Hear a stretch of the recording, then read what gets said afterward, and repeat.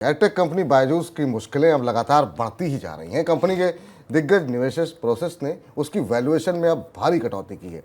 Process ने निवेशकों के सामने रखी अपनी वार्षिक रिपोर्ट में बायजूस की वैल्यूएशन सिर्फ 5.1 अरब डॉलर आंकी है। इससे पहले बायजूस ने 22 अरब डॉलर की वैल्यूएशन पर फंडिंग जुटाई थी। प्रोसेस से पहले बायजूस के एक और निवेशक ब्लैक रॉक ने भी उसकी वैल्यूएशन को घटाया था। प्रोसेस ने भारतीय फूड डिलीवरी स्टार्टअप स्विगी के घाटे में बढ़ोतरी का अनुमान भी जारी किया है।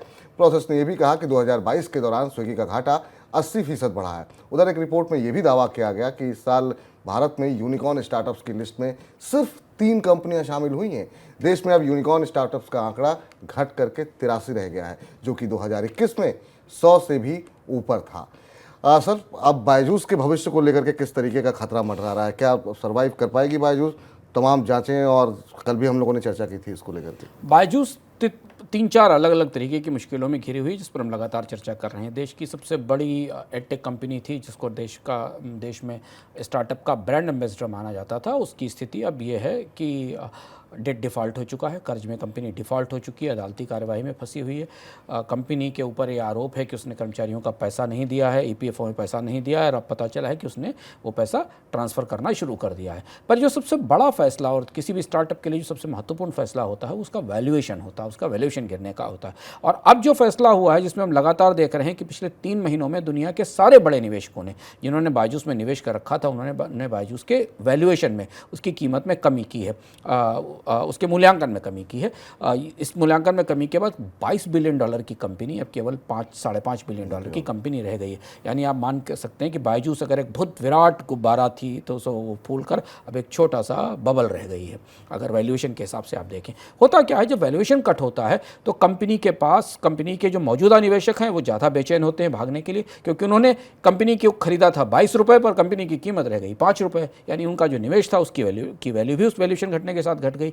और दूसरा, स्टार्टअप के फंडिंग में आने वाले समय में बायजूस को पैसा मिलना लगभग असंभव होता दिख रहा है। कर्ज भी लेना मुश्किल हो जाएगा, कर्ज लेने की कोशिश की जाएगी, क्योंकि इस वैल्यूएशन पर 22 बिलियन डॉलर के वैल्यूएशन पर जो पैसा उठाया गया था, उस गिरते गिरते जब यहाँ आ गया तो नए निवेशक इस वैल्यूएशन पर पैसा देने को तैयार नहीं होंगे।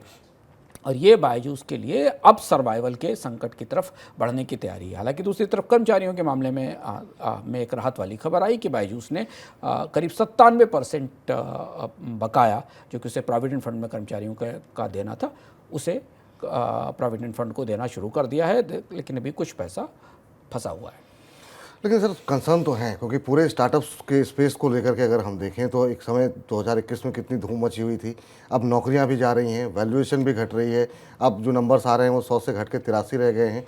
अभी ये कितना बड़ा कंसर्न आप पूरे स्टार्टअप्स के लिए मान रहे हैं भारत? स्टार्टअप स्पेस में जैसे एक और भी बड़ी खबर आई स्विगी के मामले में, क्योंकि स्विगी के घाटे में बड़ी बढ़ोतरी हुई है जब स्विगी को लेकर, और बाकी स्टार्टअप्स के घाटे भी बढ़े हुए हैं।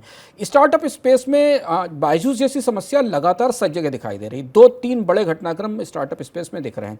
पहला ये कि कंपनियों के वैल्यूएशन कट हो रहे हैं। वैल्यूएशन कट होने के कारण उनके मौजूदा निवेशक बेचैन होकर भाग रहे हैं छोड़कर, क्योंकि उनको लगता है कि उन्होंने जिस कीमत पर इस बिजनेस को खरीदा था, इसमें हिस्सेदारी खरीदी थी, उसकी वैल्यू ही नहीं बची है। दूसरी बड़ी चीज़ कि आप पूरी दुनिया में स्टार्टअप की फंडिंग, वेंचर कैपिटल फंडिंग में गिरावट आई, करीब 90% के आसपास फंडिंग गिर चुकी है। तो इन कंपनियों को नया पैसा नहीं मिल रहा है। कर्ज के जरिए स्टार्टअप को चलाने की मजबूरी आ गई है, पर कर्ज भी अब महंगा है, पूरी दुनिया में भी महंगा है और भारत में भी महंगा है। तो कर्ज के दम पर स्टार्टअप कैसे चलाया जा सकते हैं, घाटे वाला बिजनेस कैसे चलाया जा सकता है कर्ज लेकर। और इसके अलावा कर्मचारियों की छटनी बड़े पैमाने पर हो रही है। इसका नतीजा यह है कि भारत की यूनिकॉर्न स्टोरी, जो पिछले साल की बेहद चमकती हुई कथा थी, और एक कहा जाता था कि हर महीने भारत दुनिया में जितने यूनिकॉर्न बनते हैं उसमें 10-20%, 25% यूनिकॉर्न भारत में बनते हैं। अब यूनिकॉर्न्स के खत्म होने का दौर है। यूनिकॉर्न कंपनियां बन नहीं रही हैं, और जो यूनिकॉर्न हैं वो सिकुड़ कर यूनिकॉर्न की लिस्ट से बाहर हो रहे हैं।